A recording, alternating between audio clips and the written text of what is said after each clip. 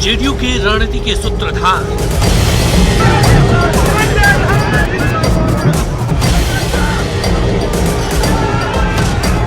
मिथिला के पुनरुद्धार के पुरोधा,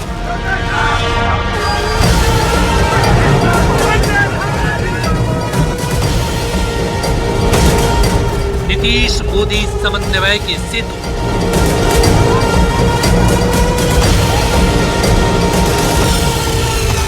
नीतीश की हर चुनौती का समाधान।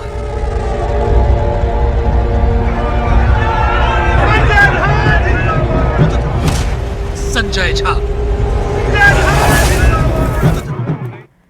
जेडीयू ने इस बार अपने परफॉर्मेंस से पूरे देश को चौंका दिया। जो लोग इसे नीतीश कुमार की अंतिम पारी बता रहे थे, नतीजा देख करके उनकी आंखें फटी की फटी रह गई। जेडीयू 85 सीट जीतने में कामयाब रही। नीतीश कुमार 10वीं बार सीएम बने और एक ऐतिहासिक रिकॉर्ड अपने नाम कर लिया। और ये रिकॉर्ड बनाने में नीतीश कुमार के सबसे बड़े सहयोगी रहे संजय झा, जेडीयू सांसद और पार्टी के राष्ट्रीय कार्यकारी अध्यक्ष। ये रिपोर्ट आपको दिखाते हैं।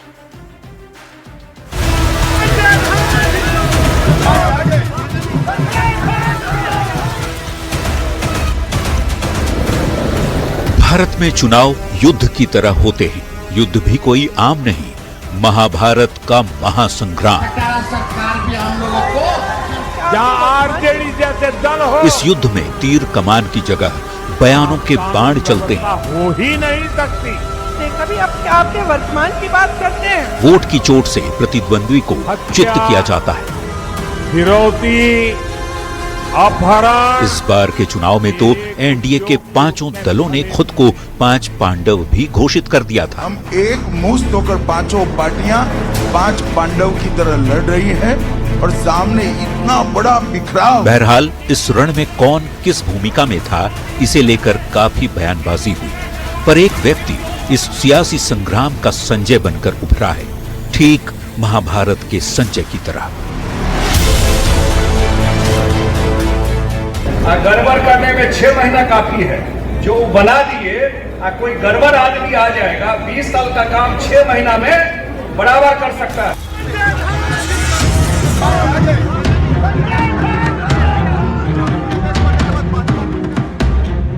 संजय झा बिहार में नीतीश कुमार के संजय बनकर हर रणनीति पर नजर रख रहे थे, उनकी यात्राओं की प्लानिंग कर रहे थे, उनकी जनसभाओं का रोड मैप भी तैयार कर रहे थे। चुनाव के पहले नीतीश कुमार की एक तस्वीर खूब वायरल हुई थी। जब पूरे बिहार में बारिश कहर ढा रही थी, तब नीतीश कुमार लोगों से जनसंपर्क कर रहे थे। जब पटना में बड़े बड़े दिग्गज नेता बारिश थमने का इंतजार कर रहे थे ताकि उनका हेलीकॉप्टर उड़ सके और वो जनता के बीच में प्रचार कर सके, इसी बारिश के बीच में नीतीश कुमार सड़क मार्ग से ही जनसंपर्क के लिए निकल गए। बताया जाता है कि नीतीश कुमार के सड़क से जनसंपर्क यात्रा करने का जो योजना था, वो बनाने वाले थे जेडीयू के राष्ट्रीय कार्यकारी अध्यक्ष संजय झा।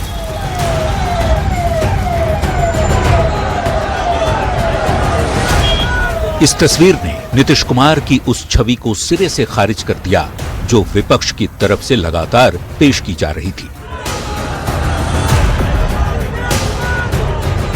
तेजस्वी यादव, जो नीतीश कुमार को थका हुआ, बीमार और खटारा बता रहे थे, कमरे में बंद होकर रह गए। उनके हेलीकॉप्टर उड़ान तक नहीं भर पाए। हमें बड़ी पीड़ा हो रही है कि हम मौसम खराब होने के कारण वे वीडियो कॉल से जरूर जुड़े, पर नीतीश कुमार की सड़क यात्रा ने तेजस्वी की डिजिटल रैली को पछाड़ दिया।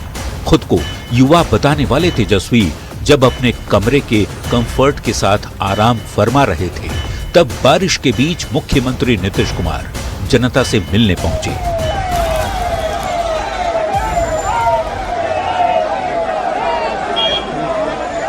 नीतीश कुमार ने बारिश के बीच लगभग 1000 किलोमीटर की सड़क यात्रा की, जिसमें उन्होंने 8 विधानसभा क्षेत्रों में जनसंपर्क किया। नीतीश की इस अचानक हुई यात्रा की प्लानिंग संजय झा ने ही की।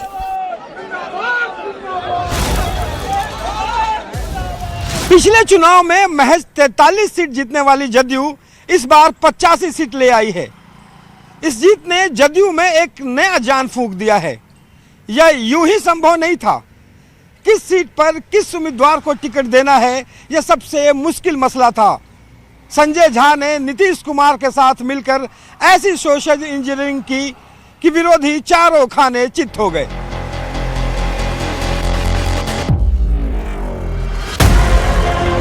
दो 2020 के चुनाव में जेडीयू का प्रदर्शन बेहद खराब रहा। 115 सीट पर मैदान में उम्मीदवार उतारने वाली पार्टी केवल 43 सीट पर ही जीत पाई। उस चुनाव में चिराग पासवान ने 135 सीट पर उम्मीदवार उतारे थे। 34 सीटों पर सीधे सीधे नीतीश कुमार की पार्टी को नुकसान पहुंचा। इस बार भले ही चिराग साथ थे, पर उम्मीदवारों के मामले में नीतीश कोई कोताही नहीं चाहते थे। संजय झा के साथ मिलकर नीतीश कुमार ने एक सीट पर बड़े ही सधे हुए तरीके से उम्मीदवारों का चयन किया। जो कैंडिडेट का भी चयन किया गया उसमें उन्हीं का महत्वपूर्ण रोल था। तो हम लोग ये कह सकते हैं कि संजय झा जी का तो अपना राजनीतिक भविष्य बहुत ही उज्जवल है ही, लेकिन उनके नेतृत्व में भी पार्टी का भविष्य उज्जवल है। और हम लोग व्यक्तिगत रूप से उनको नेता के रूप में, नेता तो हमारे सर्वमान्य नीतीश कुमार जी हैं ही, माननीय मुख्यमंत्री जी, लेकिन उनके बाद अगर किसी नेता को मानने के लिए हम लोग को पूछा जाएगा तो व्यक्तिगत रूप से हम लोग संजय झा जी का नाम लेते हैं। चुनाव से पहले मुख्यमंत्री नीतीश कुमार ने 84 सभाएं और 11 रोड शो किए। इस दौरान संजय झा मुख्यमंत्री नीतीश कुमार के साथ साए की तरह खड़े रहे।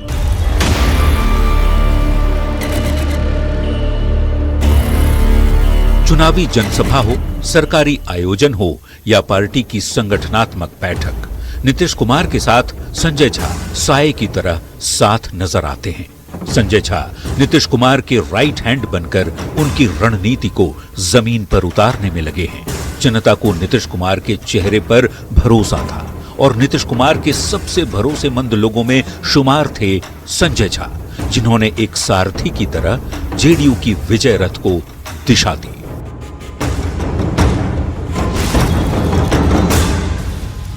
जेडीयू मतलब नीतीश कुमार। आज भी पार्टी कार्यकर्ताओं के लिए केवल और केवल नीतीश कुमार ही सर्वोपरि है।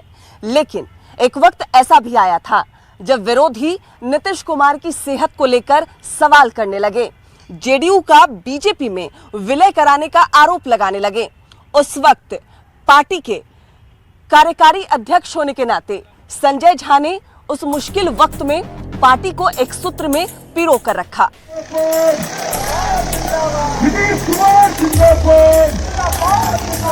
चुनाव से पहले नीतीश कुमार को लेकर कई तरीके के अफवाह उड़ाए गए। विरोधियों के आरोप तेज थे। सोशल मीडिया से लेकर राजनीतिक गलियारों तक दावे किए जा रहे थे कि नीतीश कुमार की पकड़ पार्टी और सरकार पर कमजोर पड़ रही है। लेकिन इन अफवाहों के बीच संजय झा ने शांत रहकर संगठन को वास्तविकता समझाई और चुनावी मौके पर किसी भी तरह की गलतफहमी को पैर जमाने नहीं दिए। संजय झा ने न सिर्फ संगठन को संभाले रखा, बल्कि कार्यकर्ताओं में यह भरोसा भी जगाए रखा कि नीतीश कुमार ही पार्टी की धुरी हैं और हर फैसला उनके नेतृत्व में ही आगे बढ़ता है।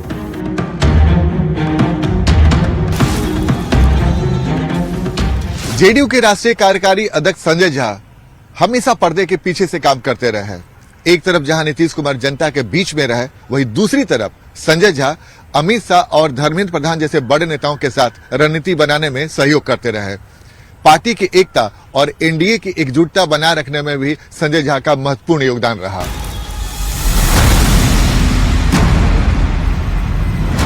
रणनीति के हर मोर्चे पर उनकी भूमिका स्पष्ट दिखी। चुनावी संवाद हो, सीटों का तालमेल या फिर एनडीए के भीतर सामंजस्य, संजय झा ने पर्दे के पीछे रहकर वो संतुलन साधा जिसने पूरे गठबंधन को मजबूती दी और नीतीश कुमार की राजनीति को धार दिया।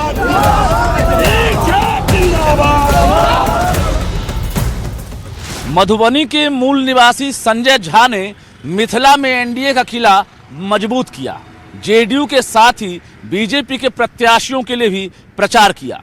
अलीनगर से बीजेपी की मैथिली ठाकुर की जीत में भी झा का योगदान बड़ा है। मिथिला क्षेत्र में उनका प्रभाव राजनीतिक समीकरणों को सीधे प्रभावित करता रहा, चाहे जेडीयू की मजबूती हो या एनडीए के उम्मीदवारों का समर्थन। संजय झा की सक्रियता ने पूरे इलाके में चुनावी माहौल को एनडीए के पक्ष में मोड़ने का काम किया। चुनाव प्रचार के आखिरी दौर में उन्होंने मिथिला में ही रहकर एनडीए के लिए जमकर प्रचार किया। Bureau report, news 18। बिहार के रण में नीतीश के सबसे बड़े साथी बनकर उभरे संजय झा की रणनीति की हर तरफ चर्चा हो रही है, पर उनका काम काफी पहले से बोल रहा है। संजय एक मंत्री के रूप में, एक सांसद के रूप में बिहार में सक्रिय रहे और खुद को एक अच्छे प्रशासक के रूप में स्थापित किया।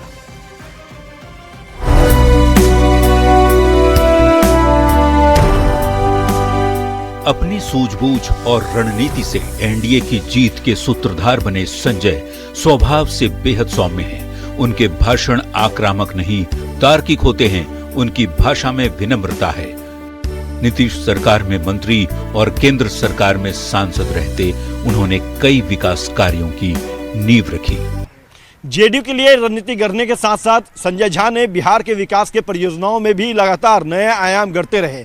सिमरिया घाट के सौंदर्यीकरण का मामला हो या फिर मिथिला हाट के निर्माण कार्य के साथ साथ फल्गु नदी पर बने रबर डैम के परियोजनाओं में भी संजय झा की अहम भूमिका रही।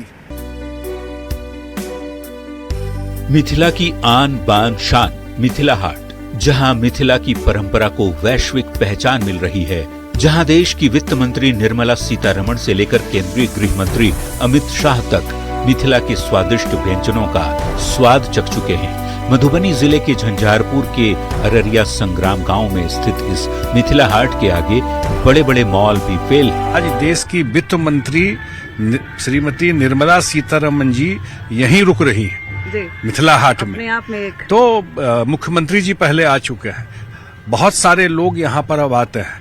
ये है कि जो एक लाइफस्टाइल आदमी का हो गया हाई प्रेशर जॉब का, यहाँ आके सुकून से कुछ देर बैठ सकता है। बिल्कुल। तो अपने आप में जो अनूठी तस्वीर है मिथिला हाट की वो यहाँ नजर आ रही है।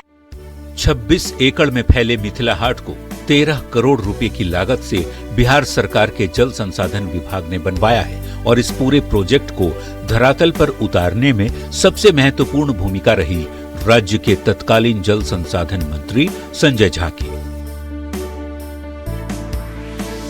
ज्ञान और मोक्ष की नगरी के तौर पर विश्व विख्यात बिहार का गया 8 सितंबर 2022 को सीएम नीतीश कुमार ने गया को रबर डैम के रूप में बड़ी सौगात दी। 312 करोड़ की लागत से फल्गु नदी के बाएं तट पर बना ये डैम बिहार का पहला और देश का सबसे बड़ा रबर डैम है। परंपरागत कंक्रीट डैम की जगह पर बिहार में पहली बार आधुनिक तकनीक पर आधारित रबर डैम के निर्माण में भी तब बिहार के जल संसाधन मंत्री रहे संजय झा ने अहम भूमिका निभाई।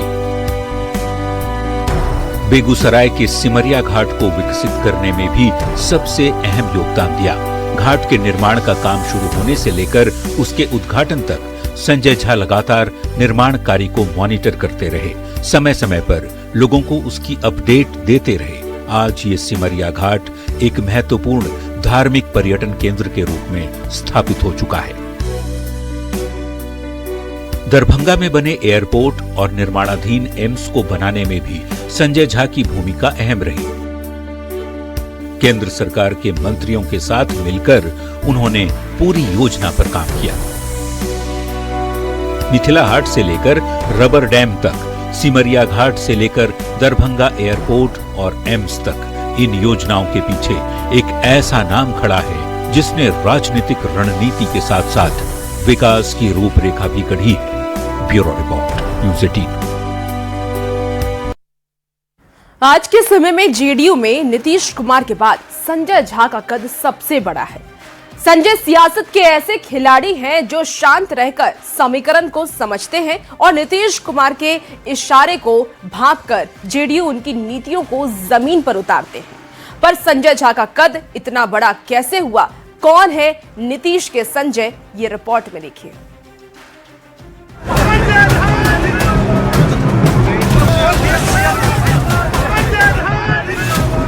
लोकसभा चुनाव 2024 में जेडीयू किंग मेकर बना। 2025 विधानसभा चुनाव में जेडीयू ने 85 सीट जीतकर सबको चौंका दिया।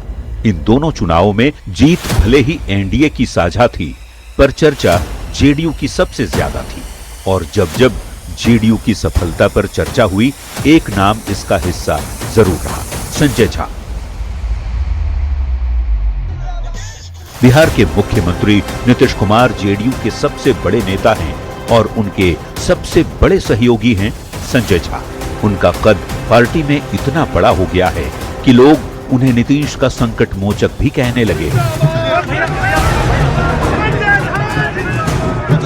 58 साल के संजय झा युवा अवस्था से ही राजनीति में बेहद दिलचस्पी रखते थे। 2004-05 में जेएनयू से इतिहास में पोस्ट ग्रेजुएशन करने के बाद से ही वे राजनीति में आ गए। करियर की शुरुआत भारतीय जनता पार्टी से की। तब संजय बीजेपी के कद्दावर नेता अरुण जेटली के करीबी थे और अरुण जेटली नीतीश कुमार के करीबी। अरुण जेटली तब बिहार में लालू प्रसाद को सत्ता से बेदखल करने के लिए नीतीश कुमार के साथ मिलकर रणनीति गढ़ रहे थे। इन्हीं दिनों में संजय झा से नीतीश कुमार की मुलाकात हुई। 2005 में बिहार में हुई एनडीए की ऐतिहासिक जीत में संजय झा ने बीजेपी के कार्यकर्ता के तौर पर अहम योगदान दिया।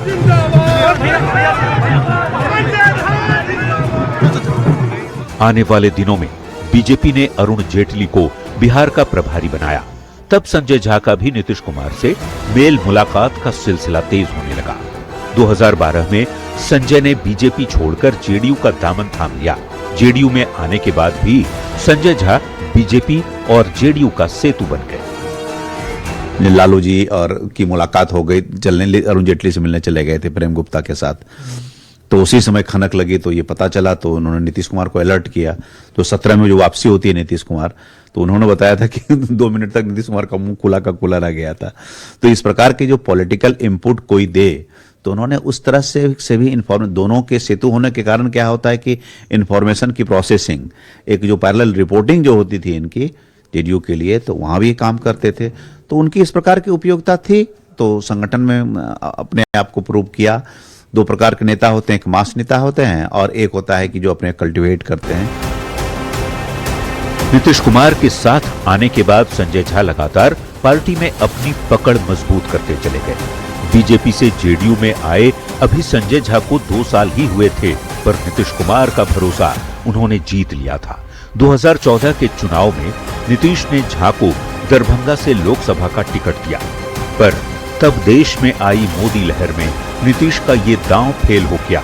इस हार के बाद भी संजय झा पार्टी में महत्वपूर्ण बने रहे। जब से आए हैं तब से पार्टी को मजबूत करने में लगे हैं और निर्विवाद व्यक्ति हैं और उनको इधर उधर की बात नहीं करके सीधे नेता के प्रति निष्ठा, पार्टी संगठन कैसे आगे बढ़े, इसमें सफल रहे हैं।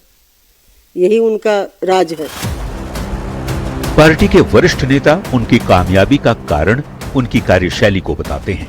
नपे तुले बयान, मौजूदा संसाधनों में बेहतर काम करवाने का हुनर और जनता के मुद्दों की गहरी समझ उनकी छवि को एक गंभीर नेता के रूप में स्थापित कर चुकी है। बहुत सारे मामले हम लोग के पास भी आए हैं कि जनहित के मामले या सामूहिक जब कोई बड़ा मामला होता है तो हम लोग भी रेफर करते हैं कि भाई संजय झा जी से इस मामले को हम लोग कहेंगे और वो इसमें दिलचस्पी लेके कराएंगे। ऐसा बहुत सारा उदाहरण है। मिथिलांचल से आने वाले संजय झा ने अपने क्षेत्र में कई बड़े प्रोजेक्ट्स को धरातल पर उतारा है। झा के काम कराने के हुनर को तराशने में नीतीश कुमार ने भी उनका खूब सहयोग किया। कभी एमएलसी बनाकर, कभी किसी मंत्रालय की कमान सौंपकर, कभी राज्यसभा की सदस्यता देकर।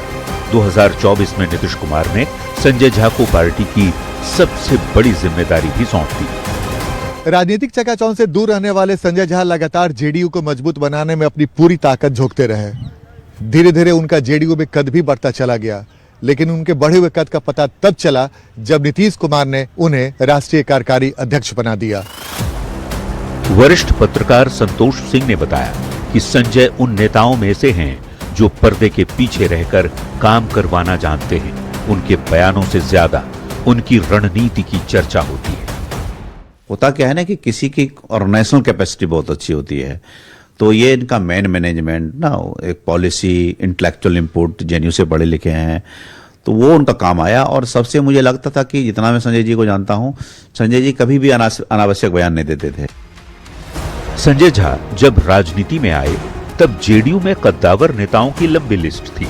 दिग्विजय सिंह, शरद यादव, आरसीपी सिंह, ललन सिंह, उपेंद्र कुशवाहा, ये ऐसे नाम थे जो सियासत की दुनिया में अपना नाम बना चुके थे।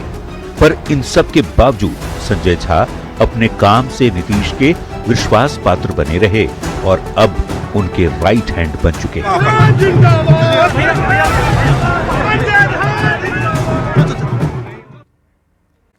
और फिलहाल